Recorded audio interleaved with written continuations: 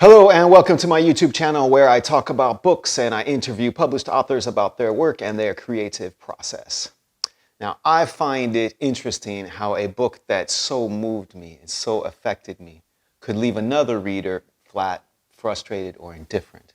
So as a sort of experiment, I decided to have a look at one-star reviews of books that I love while trying to understand these contrary opinions and appreciate their points of view, which is easier said than done, I think.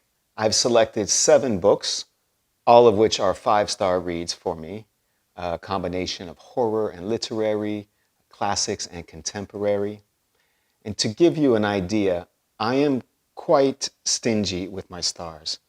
I'll read about 50 or 60 books a year, and I'm lucky if I find 4 or 5 that I give 5 stars to.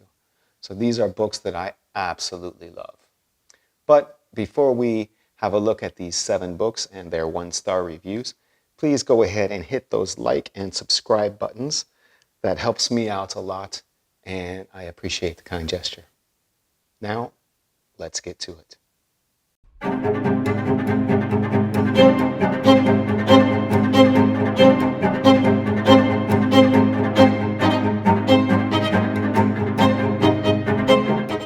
First book we'll look at is Song of Achilles by Madeline Miller from 2001. Song of Achilles won tons of awards, the Orange Prize for Fiction or Women's Prize for Fiction, among others. It's a gorgeous book that people loved, but not everyone. On Goodreads, 55% of reviews are 5-star reviews. But it has also received a staggering 14,545 one-star reviews, which is about 1%. Now, because Song of Achilles centers around a homosexual relationship, I expected that many one-star reviews would come from readers who have a problem with this and couldn't get past it. But actually, the one-star reviews were quite different. They fell largely into one of 2 camps. Either the reviewer thought the book was homophobic and sexist.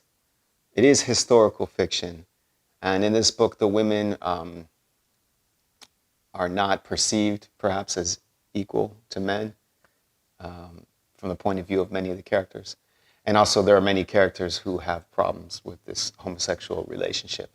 And these readers, they want their historical fiction to be more fiction, less historic, right? But then there's the other camp, which had a problem with Madeline Miller's depiction of Achilles being different than the Achilles they were familiar with from the Greek mythology. So these readers wanted their historical fiction to be more historic, less fiction. So I am glad that I am not a historical fiction writer. Seems like a tough readership to please. For example, one reader who goes by the name of Saeed writes, "Words cannot describe how much I despise this book, but boy, am I gonna try." That's the spirit, Saeed. He then goes on to give a point-by-point analysis of how Achilles is different in Song of Achilles than what he's familiar with Greek mythology. And it was truly an interesting review to read. I learned a lot about Greek mythology. And he says in this review, he says, I was genuinely shocked at how wildly inaccurate Madeline Miller's interpretation of these characters is. Now, Saeed, if you're watching, and I hope that you are, firstly, I want to thank you for the review. I learned a lot about Greek mythology from reading it. But as a word of warning, do not watch Christmas movies. Talk about wildly inaccurate. You would not believe how some of these filmmakers interpret Santa Claus. Truly shocking. Another reader who goes by the name of Top Kalina writes, the only reason I didn't DNF, did not finish, was because I wanted to watch the characters die, suffering and begging for death. Wow. Tapkaina, if you're watching, and I do hope that you are. Just for what it's worth, I am also a writer, and you sound exactly like my target reader. Could I interest you in some psychological horror? I see from your profile that you are interested in all things queer. There are two queer couples in Delirium's Muse, for what it's worth. And you can enjoy, as you put it, watching them die, suffering, and begging for death. I think you'll be quite satisfied. Moving on to the 1962 classic Something Wicked This Way Comes by Ray Bradbury. 32% of reviewers on Goodreads give it 5 stars, but it has also amassed 2,186 one-star reviews, which is 1%. Now, I love this book. I give a comprehensive review of it in my video, Top 10 Horror Books of All Time. And my expectation is, because this is billed as a horror book, it takes place in the horror universe and uses horror tropes, but it's not scary. So my expectation was that the one-star reviews complained that it wasn't scary. But actually, the reviews were all over the place. For example, one reader by the name of Anton says, the prose is ponderous, self-indulgent, and nonsensical. It's a fairly essentializing and sexist bit of nonsense as well. So first I had to look up what essentializing means. Essential, as in like reductive and based on stereotypes. Okay. But for me, sexist is when someone thinks that women are beneath men or just doesn't like women, doesn't respect them. And I don't get that sense from Ray Bradbury. He does strike me as someone who is just disinterested in women. Just not good, granted. But I don't think it's the same as being sexist. When he does write in female characters, women characters, they generally don't have much to do in the stories. They're just kind of cardboard cutouts. This is definitely noticeable in his first book, The Martian Chronicles. It's kind of shocking, actually. And I got a sense of this from Fahrenheit 451 as well. And a little bit of that in Something Wicked This Way Comes. I didn't get a hatred for women or like a disrespect, but I do get a disinterest in women, which I think is a little bit different than being sexist. I don't know. Tell me how I'm wrong in the comments below, right? Or if you're a woman, ask your husband to tell me how I'm wrong in the comments below. Could be ever. Another reader who goes by the name of Werebot writes, this is one of the worst books I've ever read. The prose is so desperate to be artsy that I wanted to punch myself. Wow. That's extreme. Could you imagine if you punched yourself every time you witness somebody trying to make art? You'd either have to live isolated from art, which would be intolerable, or you'd probably end up having to embrace your condition, and then you'd be like such an oddity in society. You'd probably end up being exploited like some freak show attraction, right? They'd put you on stage at a slam poetry reading. They'd be punching yourself, and then you would be the one creating the art. And then what would you do? Caught in a paradox of creating art and witnessing art. You're punching yourself, you're kicking yourself, and clawing out your flesh while Simeon Rose is reciting verses about her vagina. Or, as we call it here in France, Thursdays. Moving on to a masterpiece from the year 2000, House of Leaves by Mark Z. Danielewski. Now, this is a dense and complex labyrinth of a book that I absolutely loved. I left a more comprehensive review in my video, 4 unique haunted house book recommendations. And on Goodreads, 47% of reviewers gave it 5 stars, but also 6,105 one-star reviews, which corresponds to 3%. 3% is high, but it's not surprising because this is a thick and complex book. I expected people to not like it for how difficult a read it could be. And also because of the formatting, there are footnotes of footnotes, and some of the text is presented slanted or backwards or on just one part of the page, and it's constructed as a labyrinth in a way, and I thought maybe some readers would not be happy with that. And that was the case for lots of the one-star reviews. For example, a reviewer by the name of Cloud Hidden writes, "Looking for a spooky read to read around Halloween. I was recommended this book." And the reader ends the review by saying, "I do not recommend this book, but if you do read it and turn out to enjoy it, please enlighten me as to what I missed." Well, Cloud Hidden, I'm happy to oblige. But I tell you, I was very nervous when I read your review, and the first sentence says, "Looking for a spooky book to read around Halloween." I don't think that's House of Leaves. When I think of spooky book to read around Halloween, I'm thinking a book I can read in a week or two.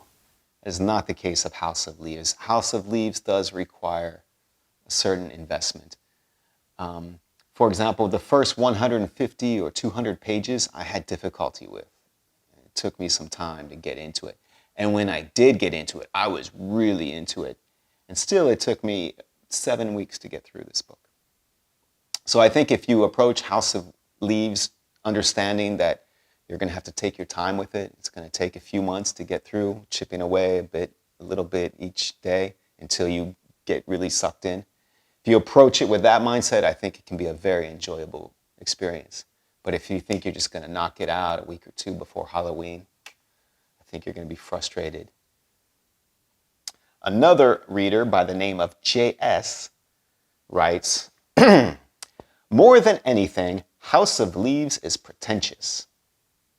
It does things against the grain just because they haven't been done before."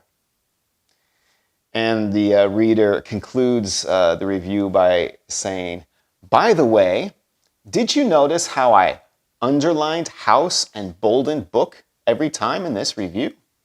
I'm not going to tell you why. Hell, I don't even know myself.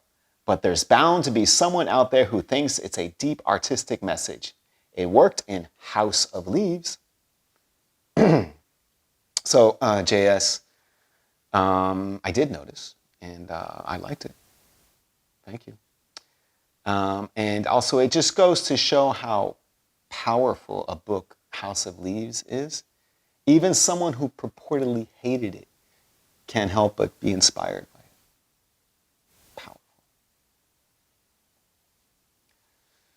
Moving on to the 1962 classic, the same year as Something Wicked This Way Comes. I'm talking about We Have Always Lived in the Castle by Shirley Jackson. I love me some Shirley Jackson. The first video I ever made here was a video where I rank all of her novels. It's still my most popular video. And We Have Always Lived in the Castle ranks quite high. On Goodreads, 32% of readers gave it 5 stars. but it has amassed 2,872 one-star reviews. Wow. Now, I was trying to think why someone would leave this a one-star review. And to be honest, I'm such a huge Shirley Jackson fan. I couldn't really think of any reasons. Maybe they think that the main character is undeserving of the sympathy she's treated with. Maybe. But actually, the one-star reviews overwhelmingly complained of a lack of story, because I think We Have Always Lived in the Castle, like a lot of Shirley Jackson's work, is it's driven by the mood it creates, and it's not really plot-driven. So readers complain about a lack of story. They claimed it was unrealistic. Okay. And it's almost like a fairy tale. And they complained many times that it doesn't answer reader questions. I don't know what that could mean, but I came across it a lot. I personally was frustrated at how many of the one-star reviews were for the audiobook, and they complained about the narrator. And I just feel like it's such a different experience to read a book for yourself than to have it read to you. I feel like audiobook reviews should be set apart, should be in a different section. But they're not. For example, one reader by the name of James Peter writes, "The protagonist, Mary Catherine, or Mary Cat, is extremely unlikable and hates pretty much everyone but her equally annoying older sister Constance, her uncle Julian, and their cat, whose name is Jonas. Both sisters act like 7-year-olds, and Constance repeatedly says, 'Silly Mary Cat,' which drove me up the wall." Well, James Peter, funny story. I went through a stage in life where every time a friend of mine made a mistake or did something a bit odd, I would just say, "Oh, silly Mary Cat." My friend's name is Thomas or Esther, whatever. And my friends found that annoying too. So I can see where you're coming from. Another reader by the name of Christina writes, "The characters sucked," all caps. "And the ending was just as bad as the rest of the book. In my head, I am burning all the copies in the world right now and am creating a virus to automatically delete the digital ones." Wow. Christina, that sounds a lot like what the main character would say. Maybe for Christina, We Have Always Lived in the Castle was like a mirror, right? And generally speaking, books that act as mirrors are more often than not the books that we like. Another reader by the name of Dua Mademoiselle writes, "I wasted 2 days turning pages. It was like watching a What I Eat in a Day YouTuber video. It's plain, confusing, and not at all creepy, like what some people claim it is." Well, Dua Mademoiselle, a What I Eat in a Day YouTuber video sounds pretty creepy to me. But I guess people have different standards for creepiness. Moving on to The Remains of the Day by Kazuo Ishiguro from 1989. On Goodreads, 40% of reviewers gave it 5 stars, but also 3,069 gave it 1-star reviews. Now, this book is very English. The narrator is a proud butler with decades of experience serving his masters.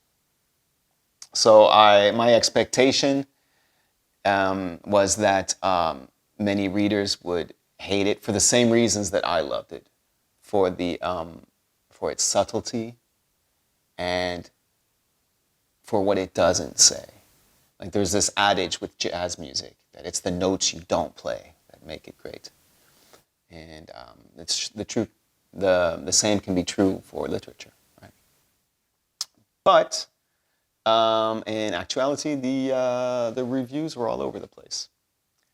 We have one reviewer, goes by the name of a series of punctuation marks, writes, "Shouldn't I love this book, considering I was reading it in England and am engaged to an English woman? But let it be known, I could not get further than the 150-page mark, so clearly my review is meaningless. But I highly doubt this book blossomed into some unforgettable masterpiece in the second half." Well, series of punctuation marks. In my opinion, it did blossom into an unforgettable masterpiece in the second half. Much like a marriage to an English woman can start off as a tiresome drudge seemingly headed nowhere, and you're thinking, what is the point? But if you stick with it, it can, and often does, blossom into an unforgettable masterpiece. Which is what I wish for you, series of punctuation marks, and your English wife. Next up, we have Mr. Be Gone by Clive Barker from 2007. Now, Clive Barker is one of my favorite writers of all time. I have a video where I rank all of his novels, and Mr. Be Gone figures quite high on that list. And on Goodreads, only 18% of readers gave it 5 stars, which is the lowest percentage of all the books on this list. While 1,009 reviewers gave it 1 star, which corresponds to 7%. That's the highest from all the books on my list, which I'm not surprised. I know that this is a divisive book, or a divisive book. The book is narrated by a demon. In fact, the book is possessed by a demon who talks to and who addresses the reader, imploring the reader to burn the book. So it's a book that either you're on board with the premise and then it's a great read, or you're not on board. I think that's a kind of a make it or break it conceit. And that was largely the case for the 1-star reviews. However, there were some exceptions. For example, a reader by the name of Tadeo Ruiz writes, "This disappointed me on multiple levels. If The Thief of Always felt like an escape, this felt like a trap." Which Tadeo Ruiz brings up a good point, because Clive Barker has had such a long and prolific career. He's written horror and fantasy, written for young readers, adults, for children. So depending on where you come from, you could have different expectations. For example, Tadeo Ruiz mentions The Thief of Always, which is like a fairy tale story written for younger readers, but also great for adults. It's a great book. And Mr. Be Gone has a fairy tale quality to it as well, but it's also extremely violent and has quite a bit of gore in it. So if you're coming at it from Thief of Always, I can see where you would be disappointed. But I did like the review, how it juxtaposes escape and trap. If Thief of Always felt like an escape, this felt like a trap. That was nicely done. Another reviewer by the name of D writes, "Clive Barker is one of my husband's favorite authors, and so I really did try to get into the story. Nothing made sense, and halfway into this book, it was just like a series of things that happened with no real order and no real purpose. It was like listening to a diabolical toddler tell you about his nightmare, when all you want to do is go on with your life. Have you ever listened to a child tell you about his nightmare?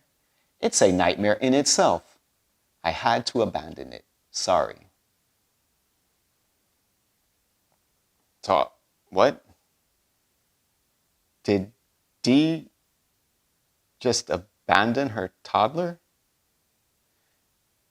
I literally went onto the review and tried to leave a comment to ask for a clarification, but the comments on the review have been disabled.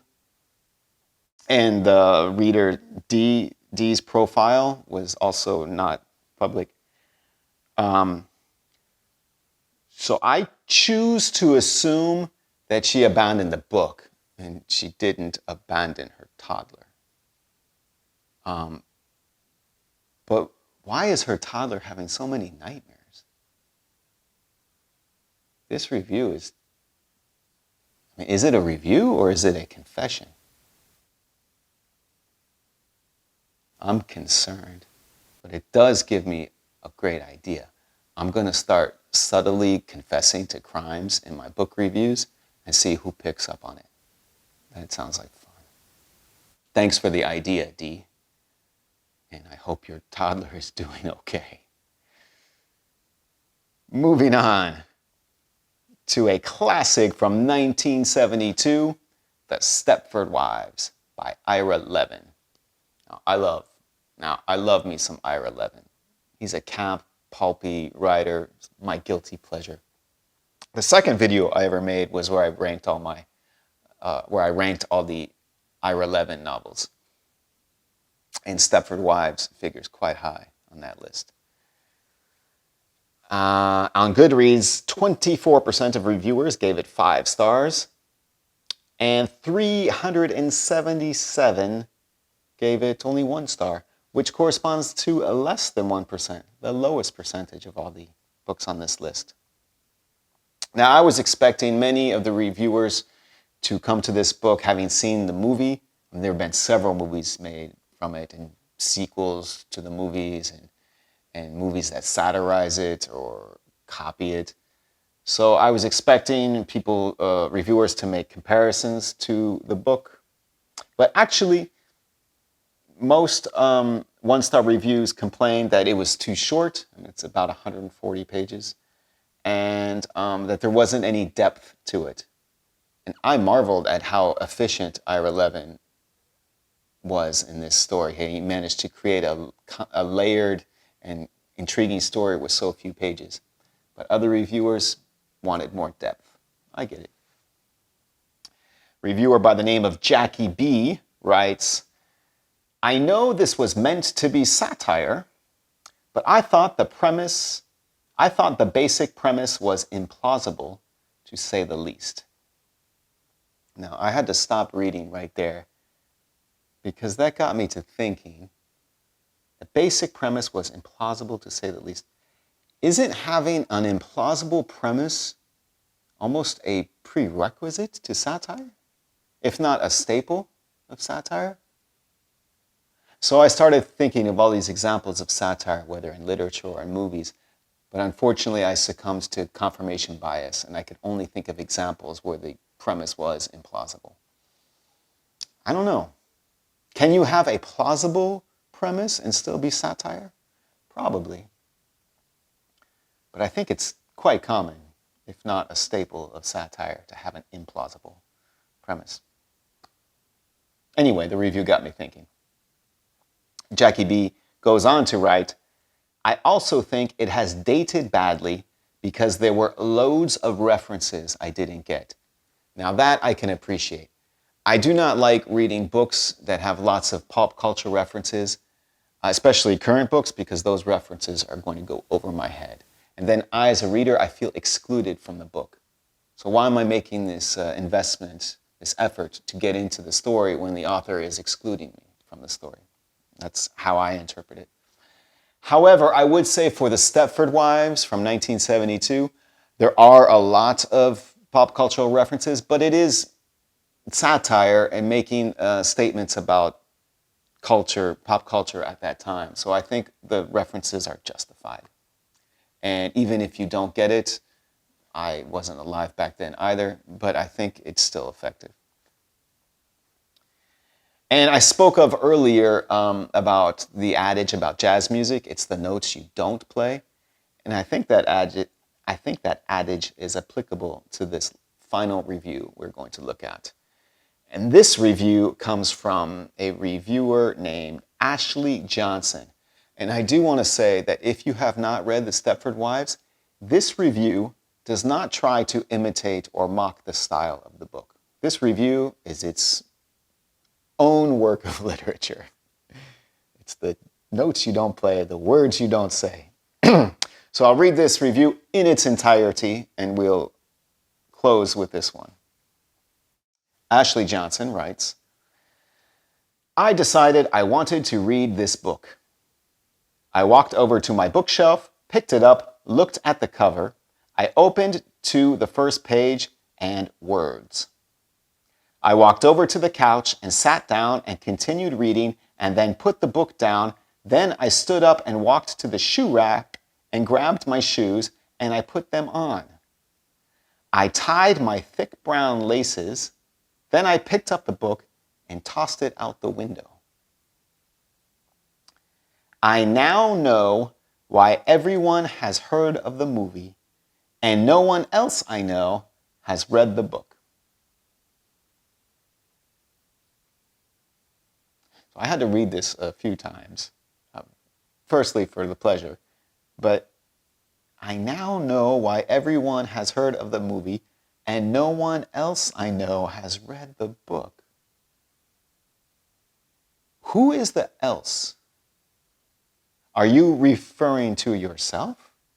Do you know yourself? Are you able to separate you from yourself? Ashley Johnson, your review is either going to keep me up at night or it's going to haunt my dreams. In either way, I want to thank you and congratulate you for writing, of the hundreds of reviews I read to prepare for this video, I want to congratulate you for writing the strangest review. And it was a pleasure to read. And I want to thank you for watching. I had a fun time making this video. Maybe I'll make another one like it in the future. We'll see how this video does. So if you could hit those like and subscribe buttons and leave a comment to help out the algorithms. And I'll see you at the next video.